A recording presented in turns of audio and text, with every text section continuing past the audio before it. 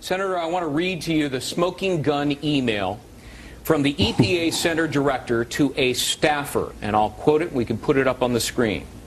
The administrator and the Obama administration have decided to move forward, in other words, with cap and trade, and your comments do not help the legal or policy case for this decision. That was sent to a staffer involved in this 98-page study.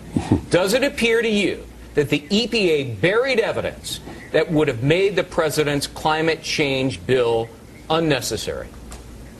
Oh, absolutely, Greg. They've been cooking that science since 1998. And, I'm glad people are realizing it. By the way, you heard it here first. We've already ordered an investigation looking into, the guy's name was Alan Carlin. He came out with the truth. They don't want the truth at the EPA. They want to keep their United Nations IPCC figures, and we're going to expose it. And here is what Alan Carlin said, and I want to quote him because he is the primary author of this study on climate change. Quote, "My view is there is not currently any reason to regulate carbon dioxide. Global temperatures are roughly where they were in the mid-20th century. They're not going up. If anything, they're going down." In other words, if there's no endangerment, there's no need for a bill. So what's going to happen on the Senate version of the bill? Well, it's dead on arrival. There's no question about that. If anyone wants to look up my website, inhofe.senate.gov, I gave a speech on the floor of the Senate last Thursday. I was immediately attacked by John Kerry and Barbara Boxer. But the thing is phony.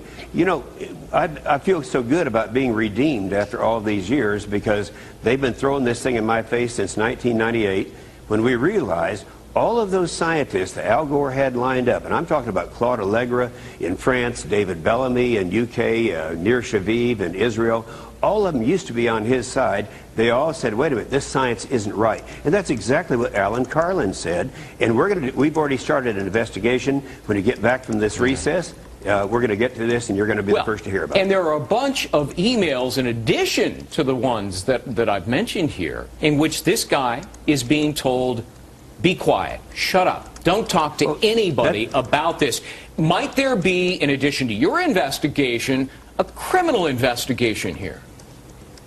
I don't know whether there would be or not. There could be, and there probably should be. But ever since Carol Browner was running that administration in the Clinton administration, they've been suppressing science and coming out with just what they want people to say. And you might remember, in fact, I know you remember because I talked to you about it on this station. Many years ago, when I first realized this thing was a hoax, and I made the statement that the notion that man-made gases, anthropogenic gases, CO2, cause global warming is probably the greatest hoax ever perpetrated on the American people. And a lot of conservatives, Newt Gingrich, just a year ago, he was standing on the stage with Nancy Pelosi saying, trying to get George Bush to come up with the same program that they're trying to do today. It's dead on arrival in the United States Senate, and I'm kind of rejoicing. I do remember you, and I talked about it. One more question for you. Yesterday, the president called a bunch of reporters into the Oval Office before his golf game, and he admitted to those reporters, apparently, that this bill, this climate change bill, would only modestly affect emissions. And then recall, of course, that last year he said, the cost to consumers in electricity increases would skyrocket. So are we talking, Senator, about a costly bill that accomplishes little, if anything, and according to the experts, some experts, millions of jobs per year would be lost to outsourcing? There's no question about that. And if you stop and even if there's someone out there that still believes that man-made gases cause global warming, stop and think. Why would we then unilaterally pass this huge tax so that we would have to pay it? These jobs go to China and Mexico and India where they don't have any emissions. And by the way, the cost, we can verify that.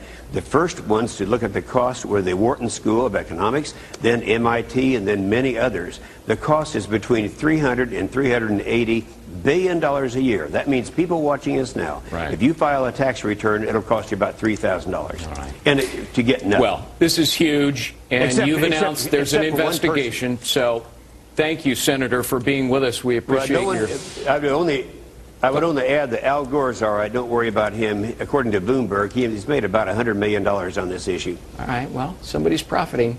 Senator Inhofe, thank you so much for being with us. Thank you.